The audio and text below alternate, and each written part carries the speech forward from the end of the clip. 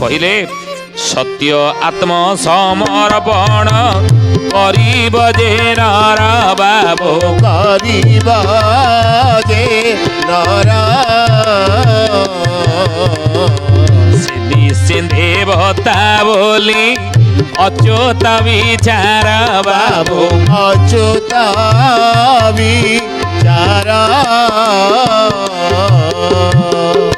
ମହାପୁରୁଷ କହିଲେ କହିଲେ ବାବୁରେ ସତ୍ୟ ଆତ୍ମ ସମର୍ପଣ କରିବ ଯେ ନର ଯିଏ ସତ ନିକଟରେ ନିଜକୁ ସମର୍ପଣ କରିଦେଇଛି ସେ ମଣିଷ ହିଁ ଆଉ ରହେ ନାହିଁ ସେ ମହିଳା ମାଛରୁ ମହୁମାଛି ହେଇଯାଏ ସିଏ କଣ ନା ମାନବରୁ ମାଧବରେ ପରିଣତ ହେଇଯାଏ ମାନବରୁ ମାଧବ କଲେ ଭଗବାନ ତୁଲ୍ୟ ସେ ହେଇଯାଏ ସଂସାରରେ ଦୁନିଆରେ ସମାଜରେ ଲୋକମାନେ ତାକୁ ଦେବତାର ସମ୍ମାନ ଦିଅନ୍ତି ଦେବତା ଭଳି ତାର ପାଦ ପୂଜା କରନ୍ତି ନୁହେଁ ଆଉ ସେ ଯେଉଁ ସ୍ଥାନକୁ ଚାଲିଯାଏ ସେ ଅଶାନ୍ତିମୟ ପରିସ୍ଥିତି ମଧ୍ୟ ଶାନ୍ତିରେ ପରିଣତ ହେଇଯାଏ ମହାପୁରୁଷ କହିଲେ ଯେ ସେ ନିଶ୍ଚୟ ଦେବତା ବୋଲି ଅଚ୍ୟୁତ ବିଚାର ଅଚ୍ୟୁତ କହୁଛନ୍ତି ସେ ଦେବତା ସେ ମଣିଷ ହିଁ ରହେନି ଯେ କାୟ ମନ ବାକ୍ୟରେ ସତକୁ ଧରିଥାଏ ଆଉ ଭାବ ଜାଣି ସବୁ ଥିବ ସତ୍ୟ ସାଧନାରେ ବାବୁ ସତ୍ୟ ସାଧନାରେ ସୁଖ ମିଳିବ ଖାଲି ଅଭ୍ୟାସ ବଳରେ ବାବୁ ଅଭ୍ୟାସ ବଳରେ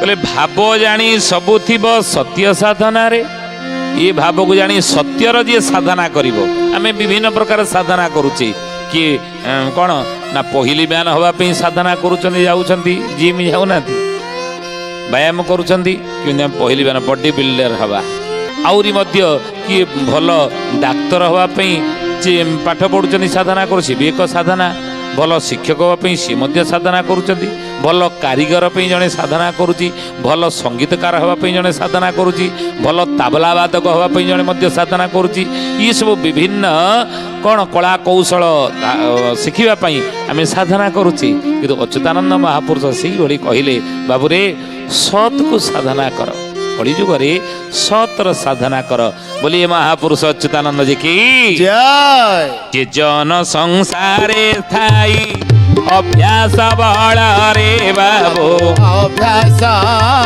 ବଳରେ ସତ୍ୟ ସାଧନାର ଦରେ ସାର କରି ଧରେ ବାବୁ ସାର କରି ଧରେ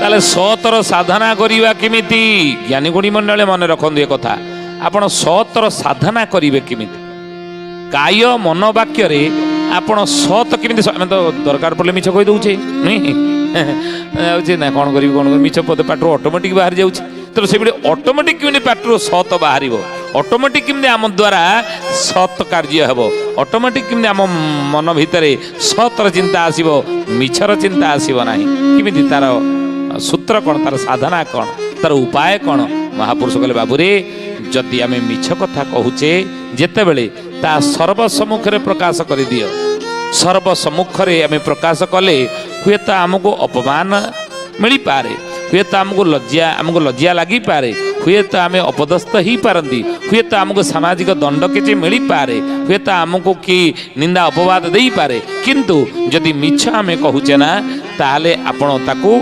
10 ଥର ସ୍ୱୀକାର କରନ୍ତୁ ବଡ଼ ପାଟିରେ ସର୍ବ ସମ୍ମୁଖରେ କହିଦିଅନ୍ତୁ ନା ଏଇ ଭୁଲ ମୁଁ କରିଛି ପାପ ଉପରେ ଯିଏ ପଶ୍ଚାତାପ କରେ ସେ ହେଉଛି ସାଧୁ ଯଦି ସର୍ବ ସମ୍ମୁଖରେ ସେ 10 ଥର ପ୍ରକାଶ କରିଦେଲା ନାହିଁ ଏଇ ଭୁଲ ମୁଁ କରିଛି ମୁଁ ଏଇ ପାପ କରିଛି ମୁଁ ଏଇ ଅପରାଧ କରିଛି ବଡ଼ ପାଟିରେ ସ୍ୱୀକାର କଲା ଧୀରେ ଧୀରେ ଧୀରେ ଧୀରେ ସେ ମିଛ କହିବା ଅଭ୍ୟାସ ଛାଡ଼ିଦେବ ମିଛର ଯଦି ସ୍ୱୀକାର କରିଦେଲା ସର୍ବ ସମ୍ମୁଖରେ ତାହେଲେ ମିଛ କହିବା ଅଭ୍ୟାସ ମଧ୍ୟ ଚାଲିଯିବ ଏବଂ ସବୁବେଳେ ସତ କହିବା ପାଇଁ ରାତିରେ ଶୋଇଲା ବେଳେ କେତେ ସତ କେତେ ମିଛ ମୁଁ କହିଲି ତାର ଲିଖିତ ଆକାରରେ କରିବ ଆସନ୍ତାକାଲି ସେ ପାପର ଆଉ ପୁନରାବୃତ୍ତି ନ ହେଉ ତା ପାଇଁ ସଂକଳ୍ପଟିଏ ସେ ନେବ ସବୁବେଳେ ସତ କହିବି ଆସନ୍ତାକାଲି ତାହେଲେ ଧୀରେ ଧୀରେ ଧୀରେ ଧୀରେ ସତର ଅଭ୍ୟାସ ହେଇଯିବ ମହାପୁରୁଷ ସେଇ କଥା କହିଲେ ସେ ଅଟେ ସ୍ୱୟଂ ଈଶ୍ୱର ତ୍ରିକାଳ ଜାଣଇ ବାବୁ ତ୍ରିକାଳ ଜାଣଇ ଅନ୍ୟ କି ସମାନ ତାର ଗର୍ବ ଦମ୍ଭ ବହିବା ବାବୁ ଗର୍ବଦମ୍ଭ ବହି ତିନି କାଳ କଥା ଜାଣିପାରେ ଯିଏ ସତର ସାଧନା 10 ବର୍ଷ ନିଷ୍ଠାପର ଭାବରେ କରିବ। କାୟ ମନ ବାକ୍ୟରେ 10 ବର୍ଷ ଧରି ଯିଏ ସତର ସାଧନା କରିଥିବ ନା ସତ ପଥରେ ଯାଇଥିବ। ମହାପୁରୁଷ ଅଚ୍ୟୁତ କହୁଛନ୍ତି ରାମରେ ସେ ତ୍ରିକାଳ କଥା ଜାଣିପାରେ। ତିନି କାଳ କହିଲେ କ'ଣ ନା ଅତୀତ କାଳ, ବର୍ତ୍ତମାନ କାଳ ଏବଂ ଭବିଷ୍ୟତ କାଳ। ଇଏ ତିନି କାଳ କଥାକୁ ସେ ଜାଣିପାରେ। ତେଣୁ ମହାପୁରୁଷ ସେଇଥିପାଇଁ କରେ ସବୁବେଳେ ସତ କୁହ। 46 ପଟଳରେ ଅଚ୍ୟୁତାନନ୍ଦ ପୁନଃ ମହାପୁରୁଷ ଲେଖିଲେ ଅଚ୍ୟୁତ ଶୁଣ ଦେଇ ମନରେ ଉଦ୍ଧବ କଳିରେ ପୂଜାର ବିଧାନରେ ଉଦ୍ଧବ ରାଧେ ଗୋବିନ୍ଦ ଗୋବିନ୍ଦ ଗୋବିନ୍ଦ ହେ ଉଦ୍ଧବ ପଦୁଗାଳୁଛି ମକରନ୍ଦ ହେ ଉଦ୍ଧବ। ଜ୍ଞାନୀଗୁଣୀ ମଣ୍ଡଳୀ ମହାପୁରୁଷ ଅଚ୍ୟୁତଙ୍କୁ ନିରାକାର ପ୍ରଭୁ କହୁଛନ୍ତି ହେ ଅଚ୍ୟୁତ ମନ ଦେଇ ଶୁଣ। କଳିଯୁଗରେ ପୂଜାର ବିଧାନ ଯେତେ ଯାହା ଥାଉ ନା କାହିଁକି କିଏ ତାରିଣୀ ପୂଜା କରୁଛନ୍ତି, କିଏ ତାରିଣୀ ମାଙ୍କର ପୂଜା କରୁଛନ୍ତି, କିଏ ଲକ୍ଷ୍ମୀ ମାଙ୍କର ପୂଜା କରୁଛନ୍ତି, କିଏ ସରସ୍ୱତୀ ମାଙ୍କର ପୂଜା କରୁଛନ୍ତି। ଜ୍ଞାନ ପାଇବା ପାଇଁ ଧନ ପାଇବା ପାଇଁ ଲକ୍ଷ୍ମୀଙ୍କର ଆମେ ପୂଜା କରୁଛେ ନି ଧନର ଆବଶ୍ୟକତା ପଡ଼ିଲେ ଲକ୍ଷ୍ମୀକି ପୂଜା କରୁଛେ, କୁବେରଙ୍କୁ ପୂଜା କରୁଛେ। ଜ୍ଞାନର ଆବଶ୍ୟକତା ପଡ଼ିଲେ ବିଦ୍ୟାର ଆବଶ୍ୟକତା ଆମର ହେଲେ ଆମେ ଗଣେଶ ସରସ୍ୱତୀଙ୍କର ପୂଜା କରୁଛେ। ଶକ୍ତିର ଆବଶ୍ୟକତା ଆମକୁ ଯେତେବେଳେ ପଡ଼ୁଛେ ନା ଆମେ ସେତେବେଳେ ଦୁର୍ଗାଙ୍କୁ ପୂଜା କରୁଛେ। ଘର ତିଆରି କରିବା ପାଇଁ ବାସ୍ତୁ ପୁରୁଷଙ୍କୁ ପୂଜା କରୁଛେ। ବିଭିନ୍ନ ଦେବାଦେବୀଙ୍କୁ ଯିଏ ପୂଜା କରୁଥାନ୍ତୁ ନା କାହିଁକି କଳିଯୁଗରେ ଏସବୁ ବିଧାନ ମାଧ୍ୟମରେ ଆମେ ପୂଜା କରୁଛେ। କିନ୍ତୁ କଳିଯୁଗରେ ସତର ଯିଏ ପୂଜା କରିବ ସେ ହିଁ ଦେବତା ହେବ। କହିଲେ ଅହଙ୍କାରରେ ବହୁଜନରେ ଉଦ୍ଧବ କରିବେ ନାନା ପୂଜା ମାନରେ ଉଦ୍ଧବ ରାଧେ ଗୋବିନ୍ଦ ଗୋବିନ୍ଦ ଗୋବିନ୍ଦ ହେ ଉଦ୍ଧବ ପଦୁଗାଳୁଛି ମକରନ୍ଦ ହେ ଉଦ୍ଧବ। ଅହଙ୍କାରର ବଶବର୍ତ୍ତୀ ହେଇ ଲୋକମାନେ କଳିଯୁଗର ମଣିଷମାନେ ବିଭିନ୍ନ ଧର୍ମ ବିଭିନ୍ନ ଦେବାଦେବୀଙ୍କର ଆଜି ପୂଜା କରୁଛନ୍ତି।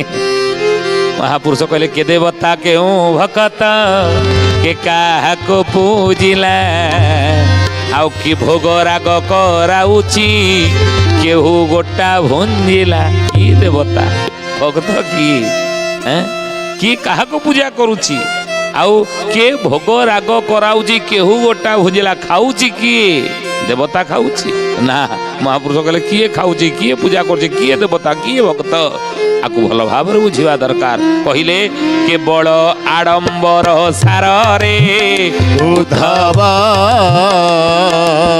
ନଥିବ ଆଚାର ବିଚାରରେ ଉଦ୍ଧବ ରାଧେ ଗୋବିନ୍ଦ ଗୋବିନ୍ଦ ଗୋବିନ୍ଦ ହେ ଉଦ୍ଧବ ପଦୁଗାଳୁଛି ମକରନ୍ଦ ହେ ଉଦ୍ଧବ। କେବଳ ଆଡମ୍ବର ସାର ନଥିବ ଆଚାର ବିଚାର। ବୋଲେ ଆଡମ୍ବର କେବଳ ସାର ହେଇଥିବ। ମୂର୍ତ୍ତିଟା 1,00,000 ଟଙ୍କିଆ ହେଇଥିବା ଦରକାର ଗଣେଶଙ୍କର। ଭସାଣିରେ ଡିଜେ ଭଲ ଆଣିକି ବଜେଇବା, ସେ ଅମୁକ ଏଇ ଜାଗାରୁ ଭଲ ମେଲୋଡ଼ି ପାର୍ଟି ଆଣିବା। କେବଳ ଆଡମ୍ବର ଭଲ ଜାକଜକମ କରି ଲାଇଟ୍ କାମ ହେବ, ଭଲ କି ମଣ୍ଡପ ସଜେଇବା ନୁହେଁ। କେବଳ ଆଡମ୍ବର ସାର ନଥିବ ଆଚାର ବିଚାର। କିନ୍ତୁ ମହାପୁରୁଷ କହିଲେ ସତ୍ୟ ନଥିବ କାର ମନେରେ ଉଦ୍ଧବ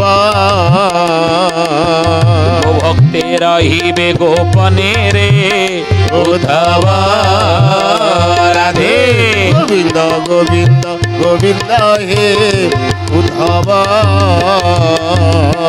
ପଦୁଗାଳୁଛି ମକରନ୍ଦ ହେ ଉଦ୍ଧବ।